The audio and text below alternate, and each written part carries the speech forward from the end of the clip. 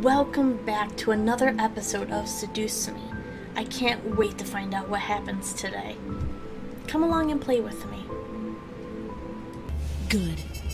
I plan to bring the boys back to the Abyssal Plains. Why?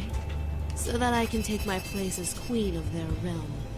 They have no reason to be here in this silly little world, so I'm going to make sure they return home. Okay, Pumpkin?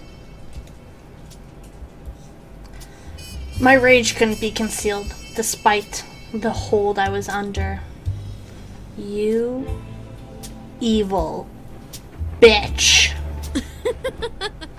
Call me evil all you want, dearie. I'm not evil. You're just in my way. I felt Diana lean into my ear and whisper, make me unconsciously shiver in both pleasure and annoyance. Now, be a good little human and go to bed. I'll make sure they're gone before you get home tomorrow from school, so make sure to say goodbye in the morning. I felt my body move on its own to lay in bed and cover itself with my bed sheets. I glared at Diana the entire way down. She laughed at my futility. I'll get you. Oh, please do.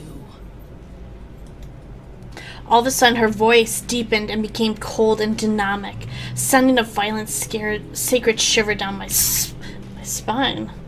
Her red eyes practically illuminated in the darkness of my room as she glared at me. Give me a reason to make your life a living hell.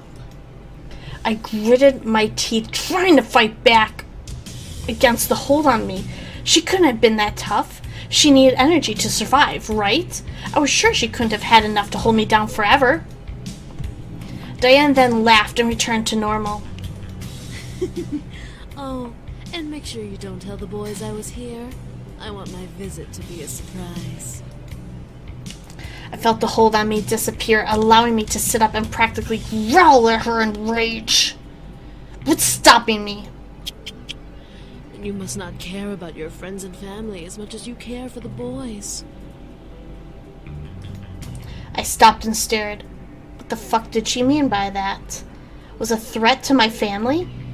She smirked at me, knowing the confusion behind my eyes. Let's just say that if you tell the boys about me, I'll make sure that no one will care for you, and you'll be all alone in this little house until the day you die. I could feel the fear creeping into me. Alone? How could she do that? The word demon reverberated in my head, reminding me that I was facing off against something supernatural. A human with a shield versus a devil was one thing, but a human on her own versus a demon was totally another. Have a good night.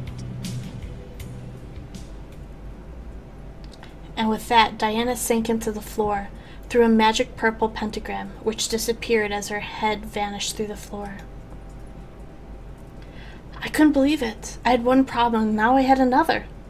Instead of a crazy psycho devil who wanted to kill me and the boys, I had a succubus wanting to ruin my life and take the boys away. Could my life get any worse? No, I wasn't going to let her win. She's not as powerful as she looks, I know it. I had to mentally confirm it. She wasn't going to win. The boys wanted to stay with me. No matter what she was going to do, I'm going to beat her. Eventually the morning arrived and the sun screamed at me to get up.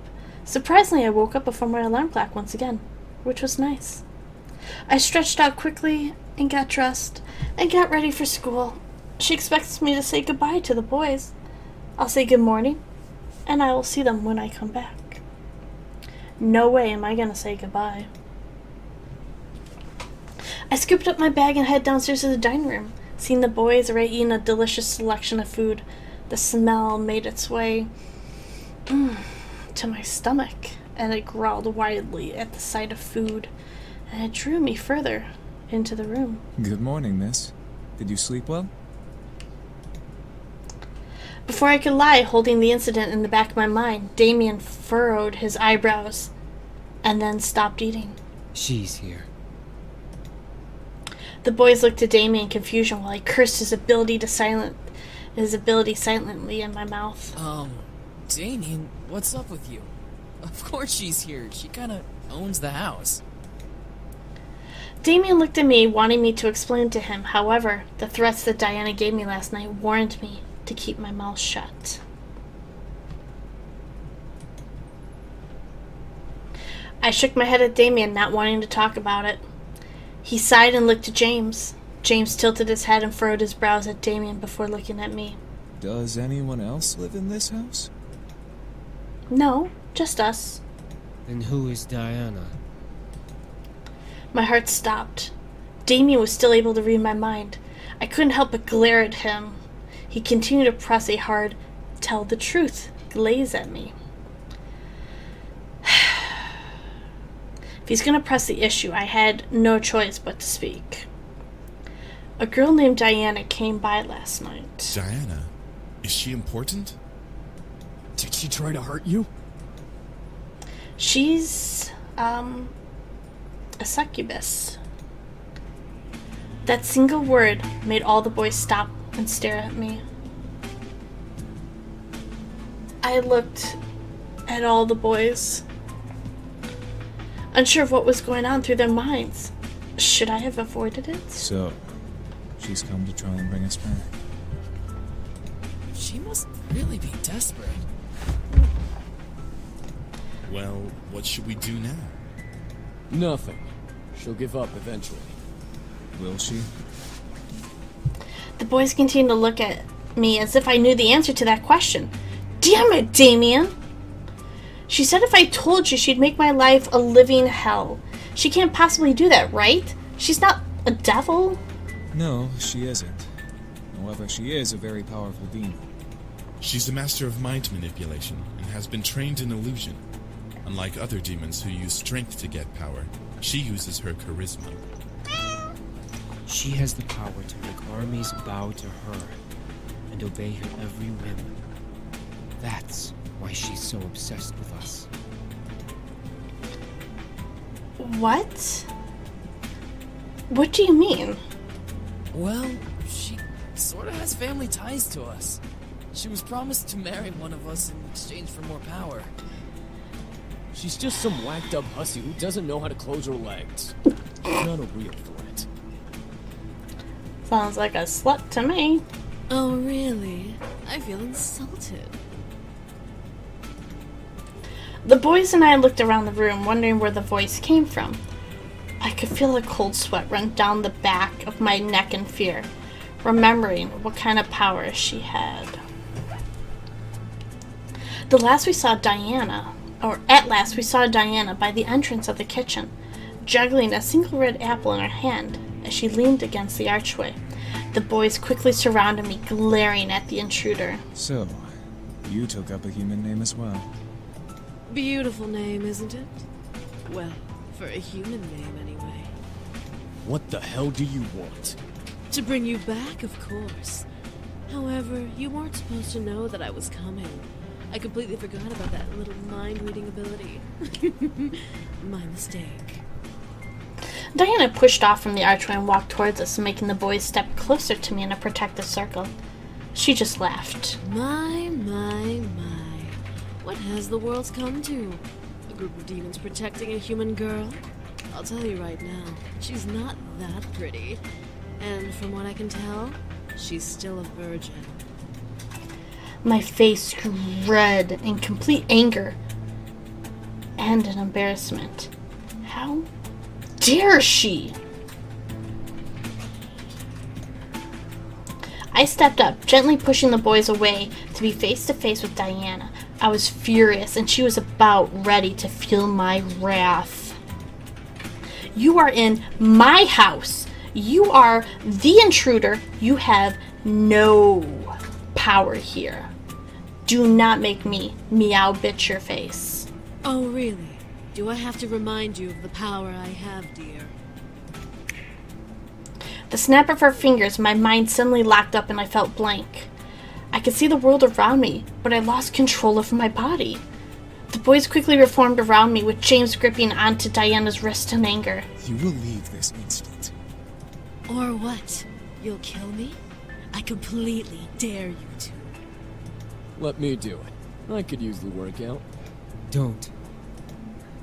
The boys looked to Damien, while Diana smirked at my blank state. I wanted to fight this hold, but her power held me down. And why not? She wants us to kill her. If she dies, then civil war starts in the demon world. Very good, sweetie. What happens in the demon world doesn't concern us anymore. We live here now. The demons will come to the human world and hunt us down before attacking each other. The demons will come to the human world? All because of her? You sneaky bitch. With another snap of her fingers, I was released from her hold, almost buckling to my knees. Well, will you all change your minds? I assure you, it's for the greater good. I expected the boys to say no. What I heard was complete silence. None of the boys replied to her, which made me both nervous and kind of fearful as to why. Diana leaned her head back a bit, surprised for a different reason.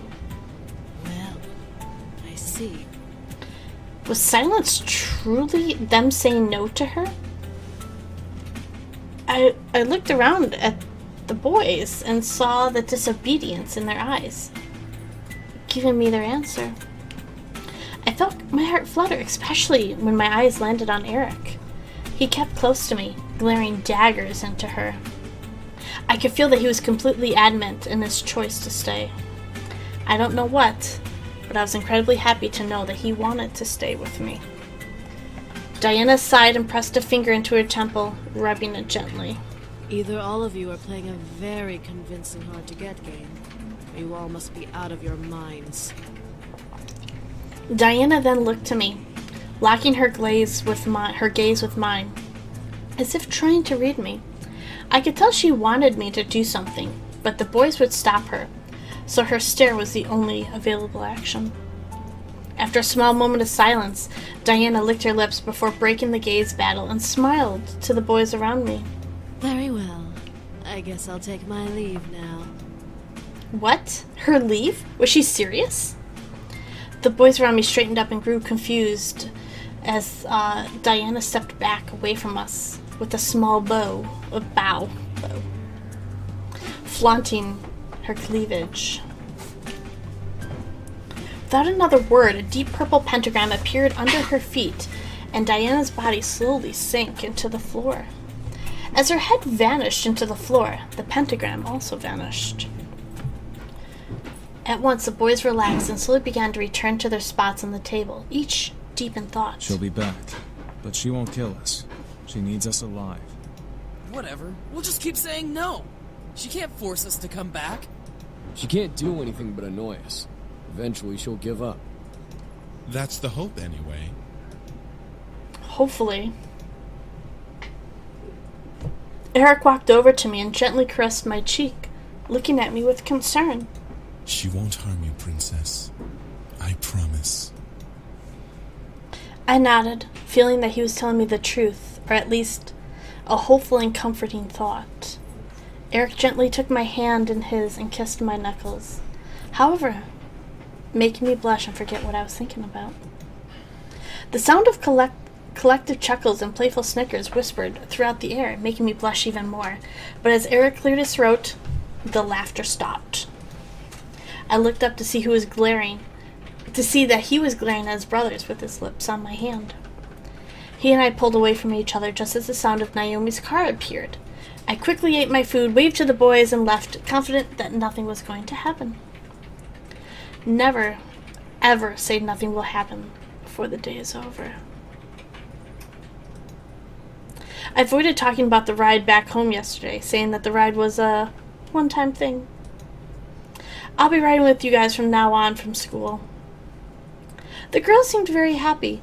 We entered the school quickly, gathered our things from our lockers, and headed to class. There were no events, to our surprise. History wasn't exactly fun, but our teacher was great. At least, would have been great if he was in class that day. Naomi and Suzu took their seats around me. Suzu was in front of me, Naomi beside me. Before the class bell rang, the class was greeted by the dean. Students, you'll be having a substitute for class today. Everyone meet. Miss Diana.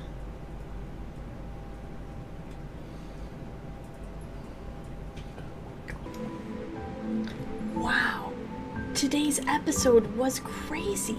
Who would have thought that would have happened to us? Make sure you join us tomorrow. We have a lot more fun planned.